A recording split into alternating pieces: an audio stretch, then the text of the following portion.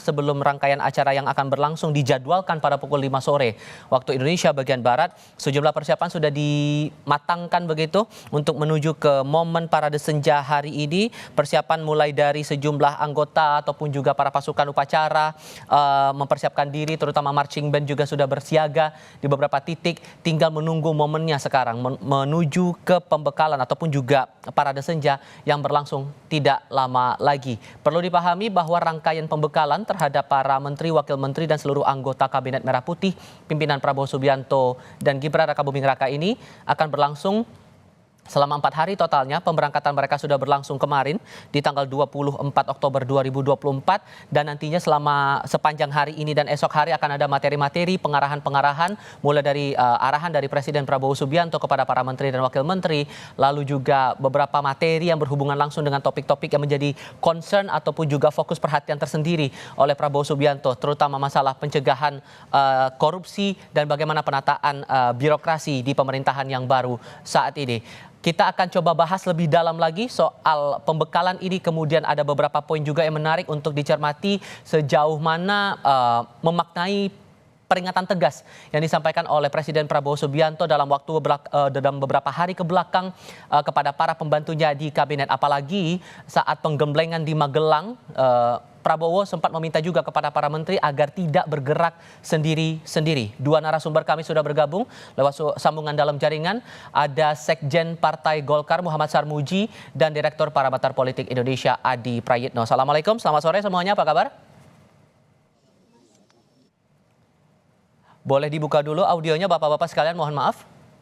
Waalaikumsalam. Oke, sudah terdengar semuanya. Terima kasih sudah bergabung dalam diskusi kami kali ini. Mas Adi, saya mau mulai dulu dengan beberapa poin penegasan yang disampaikan oleh Presiden Prabowo di pekan-pekan awal pemerintahan baru ini. Mulai dari masalah bagaimana memastikan seluruh tim ini bersatu sesuai dengan arahan dan juga komando, kemudian tidak bergerak sendiri-sendiri. Dan ini baru awal pemerintahan baru. Sejauh mana Anda membaca atau memaknai ini semua? Ya, saya mencoba untuk meminjam istilahnya dari Prabowo. Ini yang disebut dengan the military way.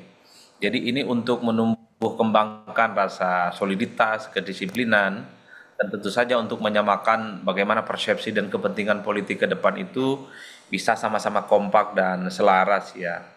Ini tentu adalah bagian dari selera politik kepemimpinan yang dipraktekkan oleh Prabowo kepada para pembantunya untuk 5 tahun yang akan datang, bahwa mereka nanti kalau sudah kembali ke Jakarta, kembali dengan rutinitas sebagai menteri, wakil menteri, dan kepala badan, tak ada cerita lagi. Mereka ini bergerak lamban, mereka tidak menyelesaikan sebuah persoalan-persoalan yang selama ini menjadi persoalan yang cukup serius di negara ini. Jadi ini semacam guidance ataupun pesan politik bahwa bagi Prabowo Subianto, gaya-gaya kedisiplinan, gaya-gaya ketegasan adalah kunci untuk mewujudkan Indonesia itu menjadi Indonesia emas. Semua persoalan-persoalan seperti kemiskinan, memberantas tentang bagaimana korupsi, termasuk soal bagaimana birokrasi lambat itu bisa dihilangkan. Jadi ini yang saya kira memang kenapa retreat yang terjadi berhari-hari di Jawa Tengah menurut saya sebagai bagian dari upaya untuk menggembleng dalam bagaimana para menterinya ini nanti bisa berjalan dan bisa bekerja dengan tuntas. Sebatas ini hanya style atau cara berkomunikasinya Presiden, atau justru Anda menangkap bahwa jangan-jangan Presiden sudah mencium gelagat ada yang tidak patuh pada perintah nih?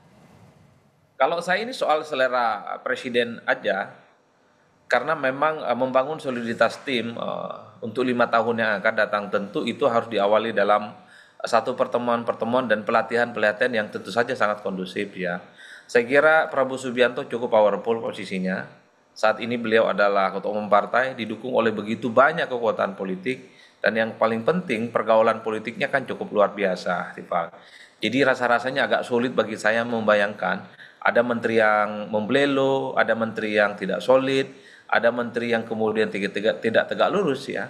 Karena posisi Prabowo per hari ini menurut saya posisinya cukup strategis dan mendapatkan dukungan dari berbagai kalangan. Jadi dalam konteks itulah kemudian sebenarnya parade ataupun latihan akademi militer di Jawa Tengah sebagai upaya bagaimana jiwa-jiwa ketentaraan ataupun kemiliteran itu juga bisa diadopsi oleh para pembantunya untuk 5 tahun yang akan datang. Saya kira model-model pelatihan semacam ini juga banyak diadopsi oleh perusahaan-perusahaan dan organisasi-organisasi besar ya, terutama untuk menumbuhkan kebersamaan, kedisiplinan dan ketegasan. Oke. Jadi semangat itu yang sepertinya ingin diinjeksi oleh Prabowo sebagai presiden terpilih bagi para menterinya untuk 5 tahun yang akan datang, Mas.